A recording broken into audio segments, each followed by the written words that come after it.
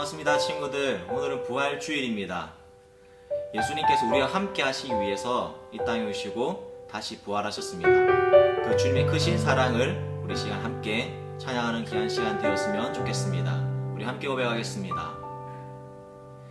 당신은 시간을 뚫고 이 땅 가운데 오셨네.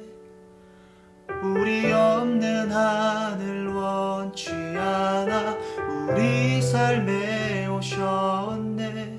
자신의 평안 버리고 우리에게 평안 주셨네.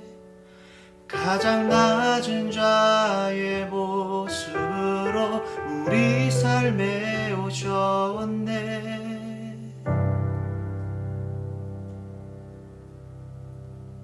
하나님 우리와 영원히 함께 하시네. 꿈없는 우리의 그 나라 보여주시네. 연약한 자들의 친구가 되어주시고 힘없는 우리의 인생을 위로하시네. 우리 한 번 더 부르겠습니다. 당신은 시간을 뚫고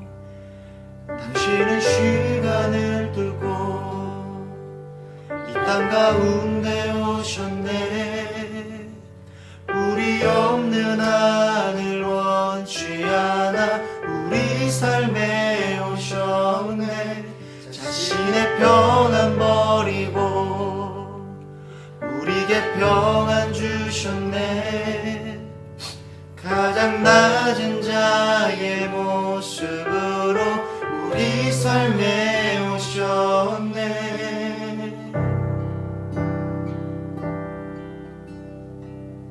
하나님 우리와 영원히 함께 하시네. 꿈없는 우리에게 그 나라 보여주시네.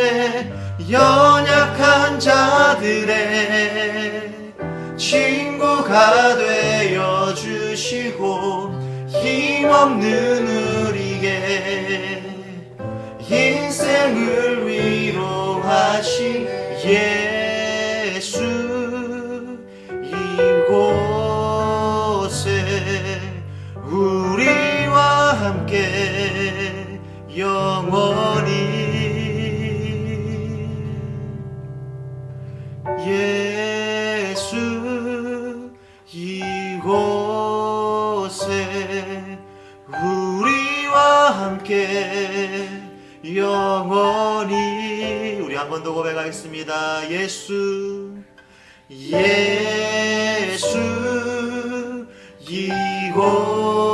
이곳에 우리와 함께 영원히.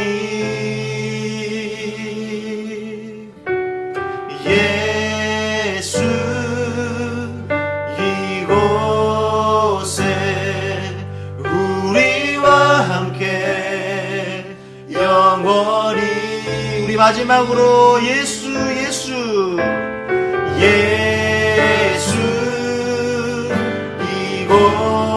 이곳에 우리와 함께 영원히. 하나님 우리와 함께 하십니다. 아멘.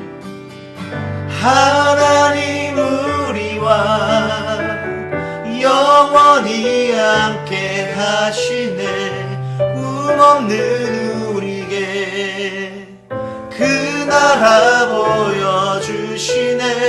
연약한 자들의 친구가 되어주시고 힘없는 우리의 인생을 위로하시네. 아멘.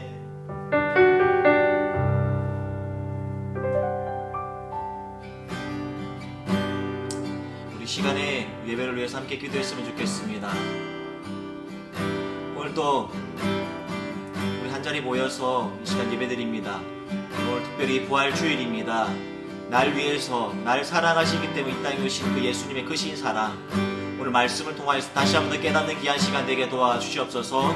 말씀을 전해주실 우리 우수영 목사님 성령 충만함으로 덧입혀 주시고, 오늘 말씀 가운데 하늘 말씀 우리가 받고 아멘하는 귀한 결단의 시간 되게 도와달라고, 이 시간 다같이 말씀을 위해서, 예배를 위해서 함께 합심해서 기도하겠습니다. 하나님 감사합니다. 오늘도 예배 가운데 살아계신 하나님 만나는 귀한 시간 될 수 있도록 주여 역사하여 주시옵소서. 특별히 오늘은 부활주일입니다. 날 위해서 이 땅에 오시고 날 위해서 죽으시고 날 위해서 다시 사신 그 예수 그리스도의 크신 사랑을 오늘 말씀을 가운데 예배 가운데 온전히 느낄 수 있는 귀한 시간 될 수 있도록 역사하여 주시옵소서. 말씀 가운데 말씀하여 주시옵소서. 오늘도 그 주님의 말씀을 듣고 오늘도 사랑하며 주님을 더욱더 높여드리는 귀한 시간 될 수 있도록 주여 하나님 함께하여 주시옵소서. 이 모든 말씀 우리를 구원하신 살아계신 예수 그리스도로 간절히 기도드렸습니다. 아멘. 우리 오늘 함께 나눌 말씀은 요한복음 21장 1절에서 7절 말씀입니다. 요한복음 21장 1절에서 7절 말씀 함께 읽겠습니다. 그 후에 예수께서 디베랴 호수에서 또 제자들에게 자기를 나타내셨으니 나타내신 일은 이러하니라. 시몬 베드로와 디두모라 하는 도마와 갈릴리 가나 사람 나다나엘과 세베대의 아들들과 또 다른 제자 둘이 함께 있더니, 시몬 베드로가 나는 물고기 잡으러 가노라 하니 그들이 우리도 함께 가겠다 하고 나가서 배에 올랐으나 그날 밤에 아무것도 잡지 못하였더니, 날이 새어갈 때에 예수께서 바닷가에 서셨으나 제자들이 예수이신 줄 알지 못하는지라. 예수께서 이르시되 얘들아 너희에게 고기가 있느냐 대답하되 없나이다. 이르시되 그물을 배 오른편에 던지라. 그리하면 잡으리라 하시니 이에 던졌더니 물고기가 많아 그물을 들 수 없더라. 예수께서 사랑하시는 그 제자가 베드로에게 이르되 주님이시라 하니, 시몬 베드로가 볶고 있다가 주님이라 하는 말을 듣고 겉옷을 두른 후에 바다로 뛰어내리더라. 아멘. 오늘 부활 끝나지 않는 이야기라는 제목으로 함께 은혜를 나누려고 합니다. 여러분, 오늘 우리가 함께 읽은 요한복음 21장은 매우 특별한 장이에요. 요한복음은 한 편의 영화라고 했을 때 이 21장은 영화 마지막에 나오는 쿠키 영상과 같습니다. 그런데 사실 쿠키 영상은 보너스 영상이기 때문에 이 쿠키 영상이 굳이 없어도 영화가 이야기하고자 하는 그 메시지나 전달하려는 그 내용들은 충분히 우리에게 전달이 됩니다. 우리가 읽은 요한복음도 사실 20장에서 마무리가 되어도 전혀 이상하거나 어색하지 않다라는 거죠. 20장 30절 31절에 20장의 마무리가 이렇게 됩니다. 예수께서 제자들 앞에서 이 책에 기록되지 아니한 다른 표적도 많이 행하셨으나 오직 이것을 기록함은 너희로 예수께서 하나님의 아들 그리스도이심을 믿게 하려 하며 또 너희로 믿고 그 이름을 힘입어 생명을 얻게 하려 함이니라. 아멘. 이렇게 요한복음의 기록 목적이 나오면서 마무리가 되는 거예요. 요한복음을 기록한 요한은요, 굉장히 논리적으로 예수님이 하신 사역과 예수님의 복음에 대해서, 십자가에 대해서 잘 정리했습니다. 그래서 굳이 쿠키 영상이나 보너스 영상을 넣지 않아도 그 내용을 잘 전달하도록 잘 이 요한복음을 썼습니다. 그런데도 불구하고 요한복음 21장을 넣었다라는 것은 이 요한복음을 기록한 요한이 분명한 의도와 목적이 있다라는 거죠. 그가 꼭 하고 싶은 이야기, 그가 꼭 전하고 싶은 메시지가 있었다라는 거예요. 꼭 짚고 넘어가야 되는 한 사람, 꼭 짚고 넘어가야 되는 한 상황 때문이죠. 그건 바로 시몬 베드로의 이야기입니다. 오늘 부활절인데 갑자기 무슨 베드로 이야기입니까? 할 수도 있는데요. 이 베드로야말로 부활과 가장 관계 깊은 사람이에요. 그리고 오늘 부활 이후에 이 베드로의 이야기는 부활절을 맞이한 저와 여러분들에게 부활의 의미를 다시 생각하게 할 겁니다. 그럼 본격적으로 한번 들어가 보겠습니다. 21장에 보면 예수님의 제자들이 디베랴로 불리는 갈릴리 호수로 다시 돌아갑니다. 여러분도 잘 알다시피 이 갈릴리 바다는 이 갈릴리 어부들에게는 예수님을 처음 만난 곳이고 예수님이 처음 제자들을 부른 곳이에요. 예수님을 처음 만난 그 갈릴리 어부들은 그들의 가족과 그물과 배를 다 버리고 예수님을 따라갔습니다. 그물과 배와 가족들을 버리고 예수님을 따라갔다라는 것은 그냥 단순히 몇 달 동안 또 몇 년 동안 훈련을 받는다던가 아니면 수련회를 갔다던가 아니면 어떤 유학을 가는 그런 차원의 의미가 아니에요. 그물과 배와 가족을 버렸다라는 것은 다시는 원래의 삶으로 돌아가지 않겠다. 다시는 예전의 삶을 살지 않겠다라는 아주 큰 각오이자 결심이자 결단이었어요. 그런데 그렇게 각오한 제자들이 예수님이 부활한 이후에 다시 원래의 모습으로 돌아갔다라는 것은 매우 이상한 일입니다. 어떤 학자들은 베드로와 갈릴리 어부들이 타락했거나 변심했다라고 설명하기도 하는데요. 그런 해석은 좀 무리가 있습니다. 성경도 그렇게 이야기하지 않고 있어요. 다만 부인할 수 없는 사실은 그 제자들이 예전처럼 예수님을 만나기 전의 모습으로 예수님을 따라가기 전의 삶으로 돌아갔다라는 거예요. 왜 그들은 다시 고향으로 돌아갔을까요? 그 이유는 예수님의 부활이 자신들과는 아무 상관이 없다고 생각했기 때문입니다. 아니 적어도 다른 사람들은 모르겠지만 베드로는 분명했어요. 예수님이 가장 사랑한 또 예수님을 가장 사랑한 베드로는 예수님을 3번 부인했습니다. 물론 모든 사람들은 생명의 위협 앞에서 본능적으로 자신을 보호합니다. 그것을 탓할 수는 없어요. 그것은 박수칠 일은 아니지만 그렇다고 손가락질 받거나 비난받을 일은 아닙니다. 왜냐? 생명은 소중한 거고 우선 살고 봐야 하기 때문이죠. 그런데요, 문제는 그게 베드로라는 거예요. 베드로는 그렇게 하면 안 되었던 거죠. 베드로는 3년 동안 예수님을 따라다니면서 충성된 마음으로 예수님께 계속 이야기했습니다. 생명까지 걸겠다고. 내가 내 생명을 바쳐서 예수님을 지키겠다고 다짐했어요. 그런 베드로가 예수님을 눈앞에 두고 3번이나 부인했어요. 그것은 지금 베드로가 왜 다시 고향으로 돌아가서 물고기를 잡고 있는지, 지금 베드로의 멘탈이 어떤 상태인지를 우리는 잘 상상해 볼 수 있습니다. 물론 베드로와 갈릴리 제자들은 예수님의 부활 소식을 모르는 것도 아니었습니다. 예수님의 돌무덤이 다시 열리고 시체가 사라졌다고 했을 때 가장 먼저 뛰어간 것도 베드로였어요. 예수님 부활 이후에 제자들이 모였을 때 그 제자들을 찾아가서 예수님이 이야기하고 밥 먹고 가르쳤을 때도 그 자리에 베드로와 갈릴리 제자들은 있었습니다. 베드로와 갈릴리 제자들은 부활을 다 받고 부활을 경험했고 부활을 알고 있었어요. 그런데 문제는 뭐냐? 그 부활이 나와 상관이 없다고 생각했다라는 겁니다. 특히 베드로는 그랬습니다. 스스로 나는 안 된다고 생각했을 것입니다. 스스로 나는 실패한 배신자라고 생각했을 거예요. 사람들도 대놓고 비난을 했을 것이고 물론 앞에서는 욕하지 않았겠지만 속으로 3년 동안 함께 지냈던 그 제자들은 베드로를 보면서 따갑게 째려봤을 거예요. 속으로는 이렇게 이야기하면서 어이쿠 저 배신자, 그렇게 예수님께 충성한다고 하더니 저놈은 끝났어. 저놈은 실패자야. 만약 요한복음이 21장이 없었다면, 요한복음이 20장에서 마무리되었다면 베드로는요, 충신에서 배신자로 가룟 유다와 함께 배신의 양대 산맥으로 그렇게 마무리가 되었을 거예요. 베드로는 완전히 실패한 인생으로 우리는 알고 있었을 것입니다.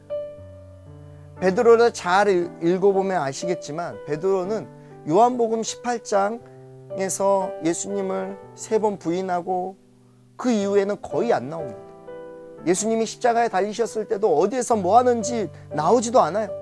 이후에 부활하시고 여인들이 찾아갔던 빈 무덤의 얘기를 듣고 뛰어갔지만 결국 베드로는 예수님을 못 만났죠. 그 후에 제자들에게 예수님이 나타났지만 베드로의 반응에 대해서는 성경은 기록하고 있지 않아요. 예수님도 베드로에 대해서 언급하거나 이야기하지 않았다고 성경은 말하고 있습니다. 우리는 이런 상황을 이렇게 상상해 볼 수 있어요. 아마 이런 느낌일 겁니다. 고개를 푹 숙이고 있는 모습. 예수님이 부활하시고 다시 나타나셨을 때 제자들은 너무나 신기하고 너무 반가웠어요. 너무 감격적이어서 예수님과 반갑게 인사하고 이야기 나누고 또 식사하고 있는데 저쪽 구석에서 베드로가 혼자 구석에 앉아서 심각하게 밥을 먹고 있는 그 모습을 우리는 상상해 볼 수 있습니다. 만약에 그 자리에서 예수님이 통 크게 이렇게 제자들하고 이야기하고 있다가 저쪽 구석에 있는 베드로를 봐요. 이야기하고 있다가 예수님이 통 크게 고개 숙여 있는 베드로에게 딱 다가가서 야 베드로, 야 사라이가 뭐하냐, 자 한 잔 맞고 풀자. 니도 어쩔 수 없다라는 거 알아. 괜찮아 임마. 힘내고. 이렇게 하면 얼마나 좋아요. 그런데요, 예수님은 이렇게 하지 않으셨어요. 아무 말도 하지 않았습니다. 그러니까 베드로는 더 미치겠는 거예요. 더 어색하고 더 괴롭고 더 힘들었습니다. 베드로는요, 부활이 사실임을 목격하고 부정할 수 없는 객관적 사실을 확인했지만 패배감과 실패감에 일어나지 못했어요. 베드로는 더 이상 예수님의 기쁨의 부활과 상관없는 사람이 되어버렸습니다. 사랑하는 중등부 여러분, 오늘은 부활주일입니다. 부활절날 왜 계란을 먹는지 모르겠지만 아무튼 교회에서는요, 부활절마다 시끌벅적 행사를 진행합니다. 예수님의 부활이 그만큼 감격적이고 감사한 일이라는 걸 보여주는 거죠. 우리도 잘 압니다. 어릴 때부터 배웠어요.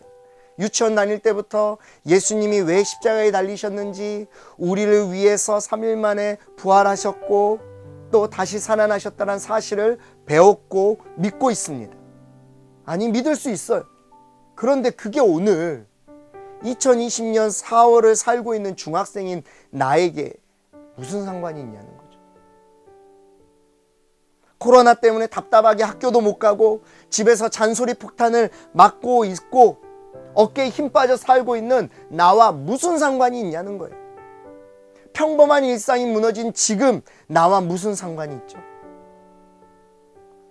예수님의 부활이 요즘 힘들어하는 우리 부모님을 보면서 마음 아픈 나와 무슨 상관이 있냐는 거예요. 수련회 때 회개했고 은혜도 경험했습니다. 예수님을 인격적으로 만났고 예수님에 대해서 배웠어요. 그런데요, 그게 끝이에요. 그 순간에 일어난 어떤 경험과 순간에서 끝나버렸습니다. 예수님의 부활은요, 1년에 한 번 부활절만 생각하는 날이 되어버렸어요. 또는 수련회 때 1년에 한 2번 있는 그 수련회 때 생각하는 부활이 되어버렸어요. 그 이후에 부활은 나와 상관이 없어져 버렸습니다.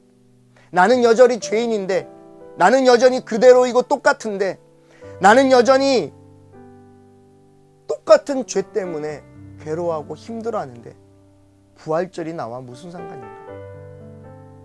우리는 이런 힘 빠지는 질문들을 하고 있습니다. 이 질문은 베드로도 끊임없이 했던 질문입니다. 고향으로 돌아가기 마음먹은 그 순간부터, 아니 예수님을 배신한 이후로 예수님이 무덤에서 살아나셔서 사망의 권세를 깨뜨리시고 다시 부활하신 이후에도 베드로의 마음속엔 끊임없이 스스로에게 했던 질문이 이거예요. 난 여전히 이런 모습인데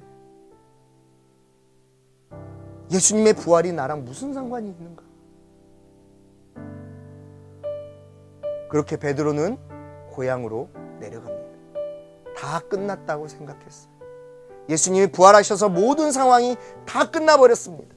결국 베드로 자신은 배신자로, 실패자로 남게 되었어요. 자신이 했던 그 실수를 다시 그것들을 다시 돌이킬 수 있는 방법이 없어져 버렸습니다. 그래서 실패감과 좌절감으로 다시 원래 삶으로 돌아간 거예요. 새로운 삶을 살아보겠다는 결심과 결단은 사라져 버렸습니다. 원래의 자리로 돌아갔습니다. 그 어떤 기쁨과 소망과 즐거움은 사라졌어요. 몸이 건조한, 아니 어쩌면 예수님을 만나기 전보다 더 착잡하고 더 답답하고 더 무거운 마음으로 갈릴리 호수에 그물을 던졌습니다. 그런데요, 그날따라 우울하게 고기를 한 마리도 못 잡는 거예요. 한 마리씩 잡는 낚시가 아니라 한꺼번에 그물을 던져서 한꺼번에 잡는 물고기를 잡는 그물인데요, 한 마리도 못 잡았다라는 거는 진짜 이상한 거예요. 여러분 잘 생각해 보세요. 갈릴리 어부들은 평생 그곳에서 고기를 잡았던 사람들이에요. 그 사람들은 언제 고기가 많이 잡히는지, 어디에 고기가 많이 잡히는지 잘 알고 있었어요. 그것을 아는 어부가 그물로 고기를 한 마리도 못 잡았다라는 것은, 이거는 매우 신기한 일인 거죠. 빈손으로 돌아갈 수 없어서 오기로 이 갈릴리 어부들과 베드로는 밤새도록 그물을 던졌어요. 그런데 한 마리도 못 잡고 있는데 저쪽에서 누가 이야기합니다. 얘들아, 고기는 많이 잡았니? 성경에도 얘들아라고 표현하고 있는데요, 이것은 진짜 꼬마 아이들, 어린 아이들을 부른 게 아니라 예수님이 제자들을 향해서 부르는 친근한 표현입니다. 그런데 그때까지도 제자들은요, 그분이 예수님인지 알지 못했어요. 그리고 예수님이 말씀하십니다. 그물을 배 오른편에 던져봐봐. 그러면 고기를 잡을 수 있을 거야. 바로 그 순간에 베드로는 직감했어요. 물론 다른 제자들은 그 말을 듣고 그물을 내려서 물고기를 엄청 잡았습니다. 다른 제자들은요, 잡힌 물고기에 정신이 팔려가지고 열심히 잡고 있었지만 그 말을 들은 베드로는 뒤통수를 맞은 것처럼 엄청나게 큰 충격을 받았어요. 물론 함께 있던 요한이 예수님이라고 먼저 말은 했지만 몸과 마음이 먼저 반응한 것은 베드로입니다. 왜냐하면 베드로가 그렇게 기다리고 간절히 바랬던 순간이었기 때문이에요. 베드로는 앞뒤 안 가리고 겉옷을 들고 바다로 뛰어듭니다. 솔직히 수영장에서 달리기 해본 사람들은 알겠지만 물에서 걷는 것보다 배를 돌려서 가는 것이 훨씬 더 빨라요.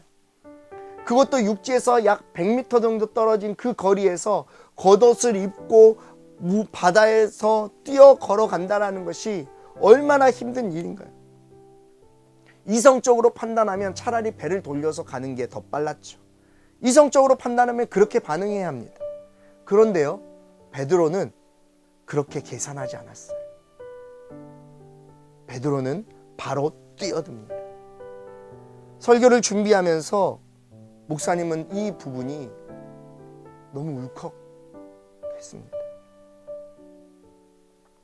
오랜 시간 배신자로, 실패자로, 낙오자로 살았던 베드로, 하루에도 수십 번, 수백 번 그 배신의 순간을 떠올리면서 다시 내게 기회가 주어진다면, 다시 내가 그때로 돌아간다면 내가 다른 선택을 할 것이라고 다짐하지만 이미 상황은 끝나버렸어요. 이미 물이 엎질러져 버렸죠. 땅을 치고 후회해도 소용없어요. 베드로는 매일 눈물 지으며 잠들었어요. 그 수많은 시간 동안 베드로가 그렇게 간절히 원하고 간절히 바랬던 그 순간이 찾아왔을 때 베드로는 더 이상 이성적인 판단을 하지 않았어요. 계산할 수 없는 간절한 순간이 바로 이때였다라는 거예요. 배에서 뛰어들었다. 그 순간에 베드로는 이렇게 느꼈을 겁니다. 예수님이 나를 찾아오셨다. 예수님이 나를 다시 찾아오셨다. 내가 배신해서 나 때문에 십자가에 달려서 죽으신 예수님, 다시 살아나셔서, 다시 부활하셔서 배신한 나를, 실패한 나를, 좌절과 절망에 있는 나를 찾아오셨다. 다 끝난 줄 알았는데, 끝이라고 생각했는데 끝이 아니구나. 이제 더 이상 피하지 말고 나를 드려야 되겠다. 할렐루야. 사랑하는 중등부 여러분, 우리도 이런 순간이 있습니다. 이런 순간이 찾아왔었고 이런 순간을 경험했습니다. 수련회 때 기도할 때, 또 어떤 집회에서 찬양할 때, 또 어느 날 예배드리는데 그냥 눈물이 주르륵 날 때가 있었어요. 그 순간은요, 첫사랑의 감격이 회복된 순간이었습니다. 처음 예수님을 만났을 때 그 마음이 되살아나는 순간이었을 것입니다. 내가 예수님이 나를 정말 사랑하고 있다는 사실을 깨닫는 순간입니다. 마치 베드로가 이성적으로 생각하고 판단하기 이전에 우리의 몸과 마음이 반응해서 배에서 뛰어내린 것처럼 우리의 생각과 우리의 몸이 반응하기 전에 우리의 심령과 우리의 영혼이 반응한다는 것. 지난주에 어떤 목사님 만났습니다. 그 집사님이 이런 고백을 하시는 걸 들었어요. 오랜만에 교회 와서 예배를 드리는데 눈물이 막 나더라는 겁니다. 목사님은 그 이야기를 들었을 때 그 집사님의 마음이 느껴졌어요. 내가 간절히 바라던 그 순간이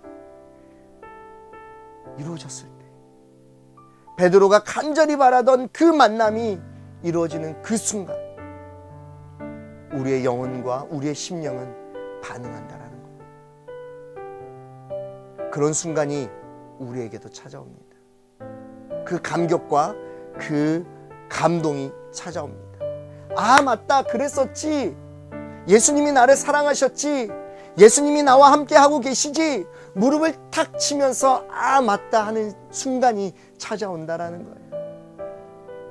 그리고 그 순간에 우리는 다시 부르심의 자리로 돌아갈 수 있습니다.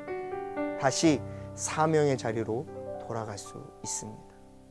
바로 그 순간이 예수님의 참 부활을 경험하는 순간이며, 베드로도 그 순간에 예수님의 참 부활을 경험했던 것처럼 말입니다. 사랑하는 중등부 친구들, 오늘은 부활주일입니다. 예수님이 사망의 권세를 깨뜨리시고 무덤에서 일어나 다시 살아나심을 기억하고 기념하는 주일이에요. 그런데 사실 부활은요, 왠지 우리와 먼 이야기처럼 들립니다. 어떤 죽음 이후에 일어날 것만 같은 이야기로 들립니다. 아니면 교회에서 하는 행사의 일부분, 계란 삶아주고 먹는 거, 계란 나눠주는 거, 그런 걸로 부활이 크게 나에게 와닿지가 않습니다. 예수님이 찾아가시기 전 디베레아 바다에서 그물을 던진 베드로처럼 말입니다. 그런데요, 그 베드로를 한번 보세요. 예수님이 베드로를 다시 찾아가셨습니다. 예수님께서 부활의 믿음의 생기를 다시 베드로의 심령 안으로 넣어주셨어요. 그래서 베드로를 그 실패의 자리, 그 좌절의 자리에서 일어서게 하셨습니다. 예수님을 만난 베드로는요, 그리고 다시 사명의 삶을 살게 됩니다. 사랑하는 중등부 여러분, 예수님이 우리를 찾아오셨습니다. 그것이 부활의 신앙입니다. 그것이 부활의 은혜이고 그것이 부활의 능력입니다. 부활은 한 번의 사건으로 끝나는 것이 아닙니다. 한 번의 경험으로 끝나지 않습니다. 부활은요, 나를 끊임없이 깨닫게 하고 나를 끊임없이 생각나게 합니다. 그게 부활의 신앙으로 사는 겁니다. 부활은요, 매일매일 매 순간순간 저와 여러분의 삶에서 일어나고 있습니다. 부활의 이야기는 끝나지 않았습니다. 우리의 삶 속에서 끊임없이 이어지고 있습니다. 그래서 부활절은 예수님이 다시 살아나심을 기억하는 주일이면서 매일매일 나를 찾아오셔서 부활의 능력으로 나를 일으켜 세우신다는 것을 기억하는 주일입니다. 그런데 살다 보면, 세상 속에서 지내다 보면 신앙생활을 오래 했을 때, 또 모태신앙으로 살면서 쉽게 신앙생활을 했을 때, 요즘처럼 제대로 예배를 드리지 못하고 교회에 오지 못하고 일상에서 드리는 나의 삶의 예배가 무너지거나 위협을 받을 때, 바로 그때 우리는 부활의 감격과 감동이 무뎌지고 느슨해집니다. 자꾸 잊어버리게 되는 거죠. 그래서 저와 여러분에게 필요한 것은 매일같이 무릎을 치는 시간이 필요합니다. 맞아, 이거였어. 그래, 이거지. 부활의 능력이 내 안에 있지. 이런 회복의 순간이, 그 순간이 예수님의 부활을 경험하는 거예요. 말씀을 마무리하겠습니다. 부활이 왜 중요할까요? 왜 우리는 부활절을 기억하고 기념해야 할까요? 그것은, 부활은 예수님이 나를 찾아오셨다라는 증거이기 때문입니다. 부활은 단순히 죽음 이후의 이야기가 아니라고 했어요. 아주 먼 이야기가 아닙니다. 신기한 이야기도 아니에요. 나중에 천국에서 이루어질 이야기도 아닙니다. 1년에 한 번 부활절만 듣는 부활이 아니에요. 베드로를 버리지 않으셨던 예수님, 베드로를 찾아오신 예수님, 그 예수님을 만난 베드로가 비로소 부활의 능력을 경험했습니다. 죽음이 십자가에서, 사망의 무덤에서 다시 살리셨습니다. 죽음에 있는 나를 찾아오셨다라는 것, 죽어있던 나를 살리셨다라는 것, 부활은 그것을 증명합니다. 부활은 예수님이 나를 버리시지 않고, 포기하지 않고, 징계하지 않고 나를 살리신 증거입니다. 사랑하는 중등부 여러분, 쿠키 영상은 영화의 끝, 이야기가 끝이 아니라 계속 이어진다는 것을 보여줍니다. 부활 사건은요, 우리의 신앙의 쿠키 영상입니다. 부활 사건은 예수님의 이야기가 끝이 아니라, 예수님의 삶의 이야기가 십자가의 죽음으로 절정을 이루어서 그냥 끝나버리는 이야기가 아니라, 예수님이 부활하심으로 그 이야기가 계속 이어진다는 것을 보여줍니다. 고린도전서 15장 22절에서 이렇게 이야기합니다. 함께 읽겠습니다. 아담 안에서 모든 사람이 죽은 것 같이 그리스도 안에서 모든 사람이 삶을 얻으리라. 아멘. 부활 사건은 한 번의 사건이 아니라 나에게 끝나지 않는 이야기로 이어집니다. 그리고 예수 그리스도의 부활은 나에게 부활의 삶을 얻게 하셨습니다. 우리는 부활을 얻은 사람들입니다. 우리는 부활을 살고 있는 사람들입니다. 내가 사는 오늘은 더 이상 죄인으로 사는 것이 아니라 부활로 살고 있는 오늘이 되는 것입니다. 할렐루야. 부활은 끝나지 않았습니다. 오늘 이 시간 함께 드리는 이 순간에도 코로나로 지치고 힘들어하고 있는 저와 여러분에게도, 너무나 간절히 절실히 예수님의 위로와 응원이 필요한 우리에게도 부활의 은혜와 능력은 끝나지 않았습니다. 부활의 은혜가, 부활의 능력이 부활절이 끝나고 나서도 여러분의 삶 속에서 끝나지 않고 계속 이어지길 주님의 이름으로 축복합니다. 그래서 이번 한 주 동안 함께 미션을 했으면 좋겠는데요. 요한복음을 같이 좀 읽어봤으면 좋겠습니다. 좀 시간이 좀 많이 있으니까 좀 꼼꼼하게 읽어보면서 노트에 기록해보는 거예요. 이거를 요한복음을 다 쓰라는 이야기가 아니라 여러분만의 큐티 노트, 묵상 노트를 만드는 겁니다. 그래서 매 장마다 날짜 적고, 오늘 만약에 요한복음 7장을 읽었다 그러면 요한복음 7장, 그리고 쭉 읽다가 여러분들이 마음에 와닿는 구절이 있으면 그 구절을 쓰는 거예요. 그리고 그 구절에서 예수님이 어떤 분이신지를 찾아서 적는 거예요. 예수님이 누구신지를 찾는 그 작업은요, 오늘을 부활로 살아가는 저와 여러분에게 큰 위로와 힘이 될 것입니다. 이번 한 주 동안 한번 그거를 해보시길 바랍니다.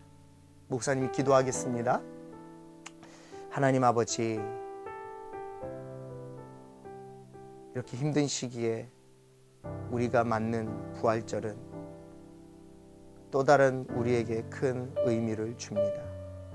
예수 그리스도의 그 부활의 능력과 은혜가 우리의 삶 가운데 1년에 한 번 깨닫는, 1년에 한 번 생각해보는 부활의 의미가 아니라 우리의 삶 속에서 끝나지 않고 계속 이어진다는 것을 기억하고 그것들을 묵상하는 우리 호산나 교회 중등부 친구들 되게 하여 주시옵소서. 지금은 우리 주 예수 그리스도의 은혜와 하나님의 크신 사랑하심과 보혜사 성령님의 지키시고 돌보시고 인도하심이 부활의 삶을 얻어서 그 부활의 능력과 은혜를 경험하며 살겠다고 경험하는 우리 허산너교회 중부 친구들 머리 위에, 또 오늘 영상으로 예배드리는 하나님의 귀한 사람들 머리 위에, 그들의 가정 위에, 코로나로 힘들어하고 있는 예수 그리스도의 위로와 응원이 필요한 모든 사람들에게 지금으로부터 영원토록 함께 있을지어다. 아멘.